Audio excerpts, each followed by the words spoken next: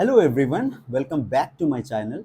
Guys, this video it is a continuation of chapter 3 of BNS भारतीय न्याय संहिता का जो हम चैप्टर डिस्कस कर रहे हैं 3 चैप्टर उसका ये कंटिन्यूशन वीडियो है. In the previous video we discussed section 22 23 जो वॉलंटरली और इनवॉलंटरली इंटॉक्सिकेशन और वॉलंटरली इंटॉक्सिकेशन पे कब डिफेंस की बात करता है और इनवॉलंटरली पे कब डिफेंस की बात करता है, और वो हमने डिस्कस कर लिया था प्रीवियस वीडियो. ये उसी के कंटिन्यूशन में आगे के सेक्शंस को हम डिस्कस करेंगे. जो सेक्शन होंगे आपके 24 और 25 और 26 और 27 सेक्शन. गाइस, जो ये 3 सेक्शन है 25, 26, 27 सेक्शन ऑफ बीएनएस भारतीय न्याय संहिता के, बेसिकली ये कंसेंट के बारे में बात करते हैं ना. कंसेंट से अगर कोई एक्ट किया गया है, कंसेंट देके अगर किसी ने कोई एक्ट किया है और उससे कोई हार्म कॉज हो जाता है तो उस पर्सन को डिफेंस मिलेगा, बिकॉज सामने वाले पर्सन ने क्या किया था, अपनी कंसेंट दी थी. इसी सेक्शन के अंदर सेक्शन 25 के अंदर एक मैगजिम है, बहुत इम्पोर्टेंट है और फ्रीक्वेंटली पूछता है वो एग्जाम के अंदर. जो पुराने वाला था, जो 87 सेक्शंस था आईपीसी का, उसमें एक मैगजिम थी. और आज का जो ये सेक्शन 25 है, इसी में वो मैगजिम है. जो मैगजिम है volenti not fit injuria. Volenti non fit injuria it means he who gives consent suffer no injury. Consent, अगर कोई कंसेंट देता है किसी एक्ट के लिए और उस एक्ट से उसको हार्म कॉज हो जाता है तो वो कुछ वो कोई उसके जो पर्सन से उसे हार्म हुआ है वो लायबल नहीं ठहराया जाएगा. ओके, सो अभी हम सेक्शंस को डिस्कस करते हैं. So let's begin. जो गाइस 25 सेक्शन है, 25 सेक्शन की जब आप लैंग्वेज को रीड करते हो तो देखो, एक्ट नॉट इंटेंडेड, एक एक्ट किया गया है जिसका ना तो क्या था, इंटेंशन था, ना तो वो इंटेंशनली किया गया है, and not known to be likely to cause death, और ना ही यह जानते हुए कि यह लाइकली टू कोज डेथ और ग्रीवियस हर्ट की उसकी पॉसिबिलिटी या संभावना है उस एक्ट से कि किसी की डेथ या ग्रीवियस हर्ट कॉज हो सकता है. लैंग्वेज समझे आप, कि ऐसा एक्ट किया गया है जो बिना इंटेंशन के किया गया था, कोई इंटेंशन नहीं था और कोई ऐसी नॉलेज भी नहीं थी कि उस एक्ट से ये पॉसिबिलिटी होगी या लाइकली टू कॉज किसी की डेथ हो सकती है या किसी को ग्रीवियस हर्ट हो सकता है. ठीक है, आई होप ये लैंग्वेज क्लियर होगी. अब सेक्शंस देखते हैं. सो मैंने मैगजिम बता दी आपको, नॉन वॉलेनिटी नॉट फिट इंजूरिया, ये उसी के ऊपर बेस सेक्शन है. Nothing which is not intended to cause death, तो ऐसा कुछ नहीं जो बिना इंटेंशन के किसी की अगर डेथ को और ग्रेवियस हर्ट का रिस्क करता है. मतलब बिना इंटेंशन के, बिना नॉलेज के कोई अगर एक्ट किया जाता है और उस एक्ट से देखोगे आप, and which is not known by the doer to be likely, और वो यह भी नहीं जानता था कि लाइकली टू कॉज डेथ.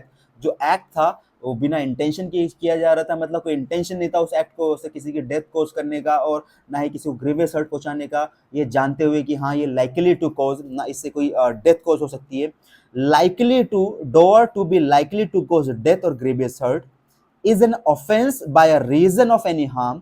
ये ठीक है कि वो एक ऑफेंस है, एक जिससे हार्म हुआ है, which it may cause or to be intended by the door to cause to any person above 18 years. अगर कोई पर्सन है जो 18 ईयर्स से अबव है, अगर किसी एक्ट के लिए कंसेंट देता है अपनी और उस एक्ट से उसको हार्म पहुंचता है, उससे क्या हो सकता है, ग्रेवियस हर्ट हो गया या फिर उसको डेथ हो गई, तो जिसको उसने कंसेंट दी थी वो उस पर्सन को यहाँ पे डिफेंस मिलेगा. ओके, सो याद रखना अबव 18 ईयर्स, याद रखना अबव 18 ईयर्स का ही बंदा क्या होगा, वो कंसेंट देगा.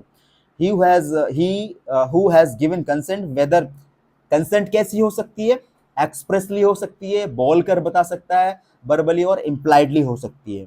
टू सफर दैट हार्म और by reason of any harm which it may be known by the doer of likely, ना तो वो जानता था कि इस तरह का इससे हार्म हो सकता है, और to likely to cause any harm such person who has consented to take the risk of that harm. So basically जब कोई पर्सन कंसेंट करता है तो वो उस रिस्क को उठाने के लिए अपनी कंसेंट करता है कि जो भी कॉन्सिक्वेंसेस होंगे मैं वो आई विल टेक इट, मैं उसको रखूंगा, जो भी रिस्क आएगा वो मैं उसको लूंगा, मैं किसी को लायबल नहीं ठहराऊंगा, यहाँ पे मैंने कंसेंट दी है. ठीक है, सो बहुत इंपॉर्टेंट सेक्शन है.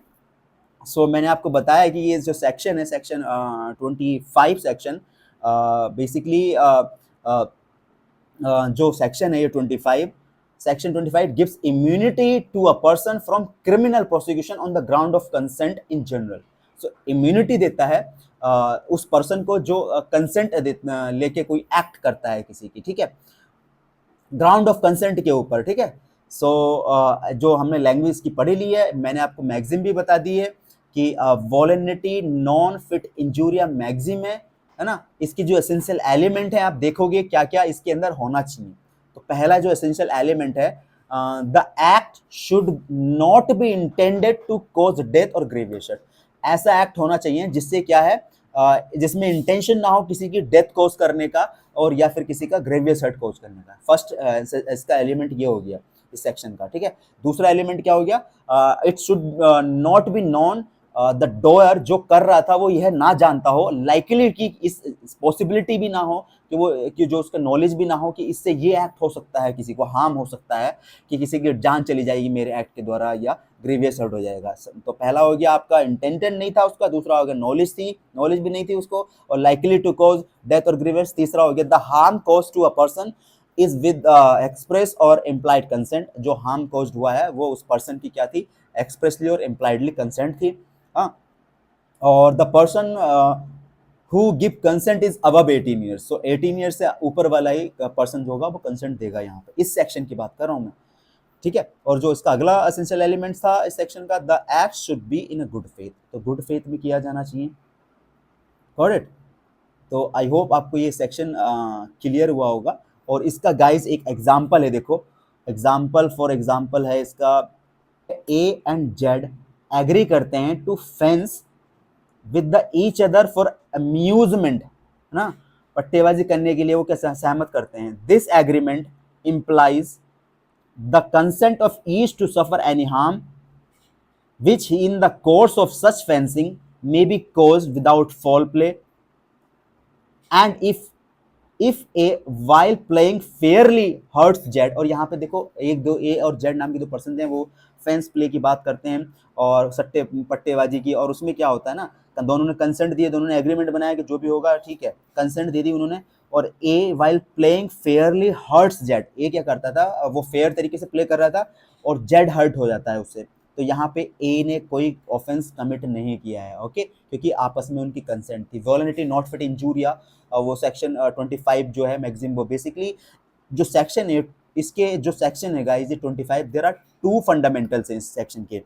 फर्स्ट जो फंडामेंटल है इसका, that every person is the best जज ऑफ हिज ओन इंटरेस्ट। देखो हर एक जो पर्सन होता है ना, वो अपने बारे में, अपने इंटरेस्ट के बारे में ज़्यादा जानता है ना, वो जज कर सकता है कि मेरे इंटरेस्ट में होगा या नहीं होगा ना।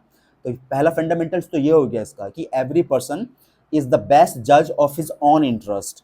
एंड जो दूसरा फंडामेंटल्स है इसका सेक्शन 25 का, that no man will consent to what he thinks is hurtful to himself. ऐसा कोई मैन जो कंसेंट देता है वो नहीं बता सकता कि जो मैं कंसेंट दे रहा हूँ उससे मेरे को कुछ हार्म हो सकता है ना, या फिर वो मेरे अगेंस्ट वो कोई एक्ट हो जाएगा, उसने कंसेंट दिया। तो बेसिकली ये दो फंडामेंटल्स हैं, जहाँ पे एक तो बोल रहा है कि जो पर्सन होता है वो अपने इंटरेस्ट के बारे में ज़्यादा बेटर जानता है। दूसरा कह रहा है कि कोई भी पर्सन है, जो व्यक्ति होता है वो कंसेंट देकर ये नहीं जानता कि इसी का मेरे को हार्मफुल हो जाएगा। तो ये दो इसके फंडामेंटल्स हैं और वॉलिनिटी मैक्सिम है। आई होप आपको सेक्शन 25 समझ आया होगा। और कंसेंट ध्यान रखना, अबव 18 ईयर्स की बात कर रहा है ये सेक्शन, ठीक है। एग्जाम्पल मैंने बता दिया आपको कि अब नाउ, और जो इसका अगला सेक्शन है उस पर मूव करते हैं। सेक्शन 26 जो गाइस कहता है, 26 क्या कहता है कि act not intended to cause death done by a consent in a good faith for a person's benefit. देखो लैंग्वेज को समझो आप, ऊपर वाले में जो था वो अभी डेथ और ग्रीवियस हर्ट का बात चल रहा था, यहाँ पे देखो डेथ की बात आएगी। एक्ट नॉट इंटेंडेड, एक्ट से एक्ट किया जिसका कोई इंटेंशन नहीं था, टू कॉज डेथ की, उससे डेथ कॉज हो जाएगी। डन किया जाता है by a consent in good faith, consent लेके और गुड फेथ में फॉर पर्सन्स बेनिफिट, है ना। अब इसकी आगे nothing which is not intended to cause death ऐसा कोई एक्ट बिना इंटेंशन के जो क्या जिससे कि डेथ कॉज होगी, ऐसा नहीं है। Is an offence by reason of any, हाँ ठीक है, वो जो एक्ट है वो ऑफेंस है, which it may cause, but intentionally तो नहीं किया जा रहा ना वो, और टू बी ऑफेंस है बट इंटेंशनली नहीं किया जा रहा, और to be intended by the doer to cause, और to be known by the doer to be likely to cause, और यहाँ पे वो जो कर रहा है उसको वो लाइकली टू कॉज की उसको पॉसिबिलिटी भी नहीं है कि उससे किसी की डेथ हो जाएगी। वो इसलिए किया जा रहा है कि any person for whose benefit it is done in a good faith, क्योंकि गुड फेथ में किया जा रहा है और उस पर्सन के बेनिफिट के लिए किया जा रहा है। डजेंट मैटर कि वो पॉसिबिलिटी भी नहीं है कि इससे डेथ कॉज हो जाएगी ना उसका इंटेंशन था डेथ कॉज करने का उसका। And who has given a consent, और जिसने क्या करा कंसेंट दिए, वेदर एक्सप्रेस और implied, to suffer that harm और take the risk of that harm. तो वो कंसेंट देके उसने रिस्क लिया है जो भी है, ठीक है, वो अपना उस रिस्क को देखेगा, बिकॉज कंसेंट दे दिया, जो भी होगा एक्सप्रेसली इम्प्लाइडली देखा जाएगा। अब इसका देखो बेस्ट इलस्ट्रेशन क्या है, इलस्ट्रेशन है इसका सर्जन वाला।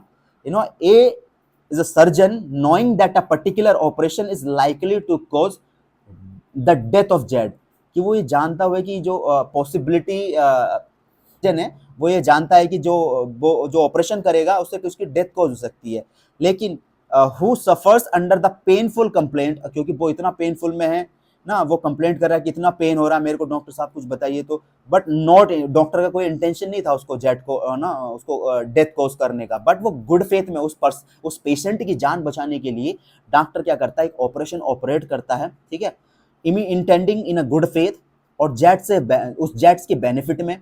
जेड एक क्या है, यहाँ पे एक पेशेंट है, ए नाम का एक सर्जन डॉक्टर है जिसको एक ऑपरेशन करना है जेट का, जो जेट को बहुत पेन हो रहा है ना, वो इतना अनबियरेबल पेन है, वो कह रहा है कि डॉक्टर साहब आप मेरे को बताइए, और डॉक्टर यहाँ पे कह रहा है कि जो ऑपरेशन ऑपरेट करेगा उसके लाइकली टू कॉज डेथ हो सकती है, पॉसिबिलिटी है। तो अब लेकिन वो पर्सन के बेनिफिट के लिए किया जा रहा है, उस पर्सन का पेशेंट की जान बचाने के लिए डॉक्टर साहब करना पड़ रहा है, और उसकी कंसेंट लेके कर रहे हैं डॉक्टर साहब, बिना इंटेंशन के कर रहे हैं कि नहीं।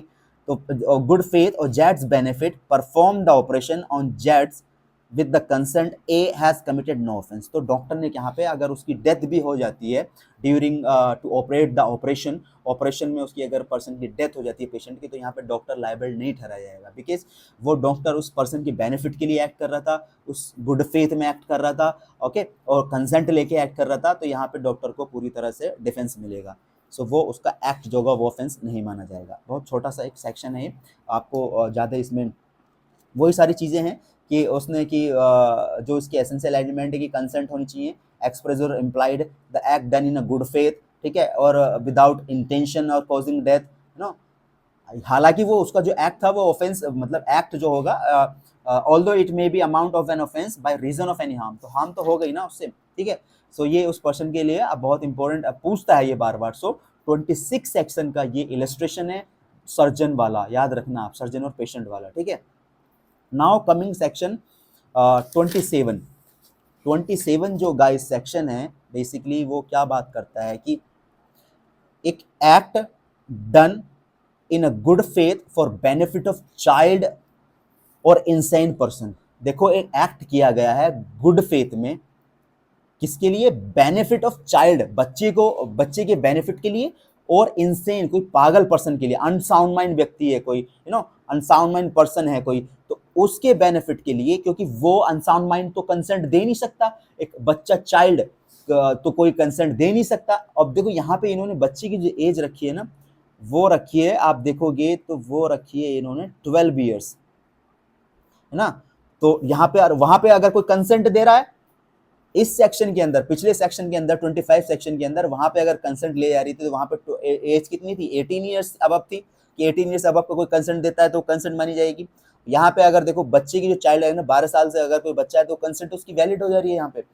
तो act done in a good faith of benefit of child person of unsound mind bye और बाय कंसेंट ऑफ गार्जियन। तो यहाँ पे देखो आप कोई चाइल्ड है या कोई इंसेन पर्सन है, कोई अनसाउंड पर्सन है, तो वो कंसेंट देने में तो इनकैपेबल है, तो उनकी तरफ से उनके गार्जियंस से कंसेंट लेके कोई एक्ट कमिट किया जाता है, और उस एक्ट से उन चाइल्ड या उस इंसेन पर्सन के बेनिफिट के लिए गुड फेथ में किया जाता है, तो अब भी वो एक जो सामने वाला एक्ट करता है उसको डिफेंस मिलेगा। तो देखो लैंग्वेज आप पढ़ोगे, nothing which is done in a good faith, कुछ नहीं मतलब वो खाली गुड फेथ में किया गया है। और benefit of a person under 12 years of age, 12 years, under 12 साल से नीचे का व्यक्ति है तो वो कंसेंट नहीं दे सकता है। अंडर 12 ईयर्स, इसको मार्क कर लेना, अंडर 12 ईयर्स ऑफ एज। और a person of unsound mind, ओए, बाय और बाय कंसेंट, ईदर एक्सप्रेस और इम्प्लाइड कंसेंट हो सकती है, एक्सप्रेसली बोल कर बोल रहा है या फिर उसके कंडक्ट से पता चल रहा है।